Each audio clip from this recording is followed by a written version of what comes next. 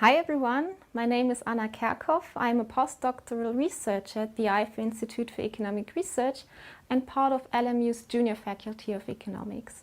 My research evolves around media markets and more precisely around online media markets and social media. The tremendous reach and power of social media fascinate me.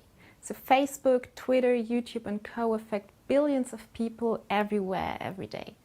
Social media even enable users to become content creators themselves and therefore principally allow for a very diverse supply of media content.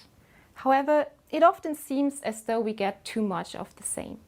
On YouTube, for example, you may get the impression that everybody is doing makeup tutorials and that you really have to spend some time and effort to find something else. So what drives content diversity in modern media markets like YouTube, to name one prime example? And which role does advertising, which is often the most important source of revenue, play in that? So if you can earn more money by having more ads, how does that affect the content that YouTubers create?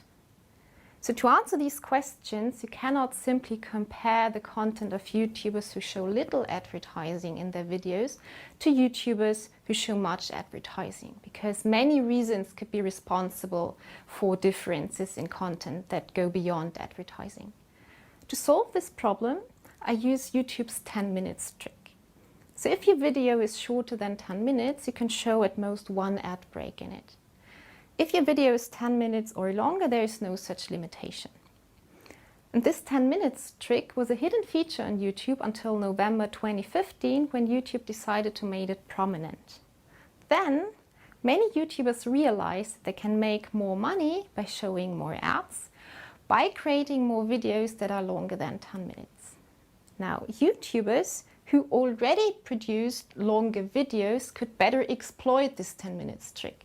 So consider, for example, a YouTuber who would always produce like 8-minute long videos. So this YouTuber had to spend less effort to stretch her videos to over 10 minutes than a YouTuber who would, say, produce 2-minute videos before. But except for that, the YouTubers whom I consider in my analysis are very much comparable.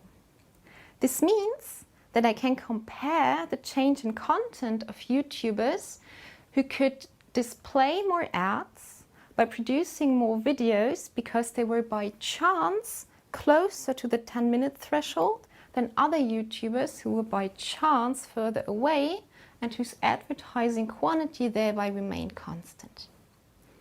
I analyzed more than several thousand YouTubers and over 1 million YouTube videos produced between 2013 and 2017. The data was collected by a program that I wrote and set up myself. The surprising result, YouTubers who had the opportunity to increase their advertising quantity tended to produce less mainstream content than before and devoted themselves to niche topics. In other words, content diversity on YouTube increased. Now, this result might be surprising at first glance, but I can interpret it by the way media markets work. Now, users usually perceive advertising as very annoying, and thereby advertising works like a price that they have to pay for media content. So YouTubers who increase their advertising quantity kind of increase their price. If those YouTubers also produce content that is very much exchangeable, then they run the risk of losing their audience to competitors who produce similar videos but do not increase their advertising quantity. However, they can reduce that risk if they differentiate their content from their competitors and gain market power in a niche.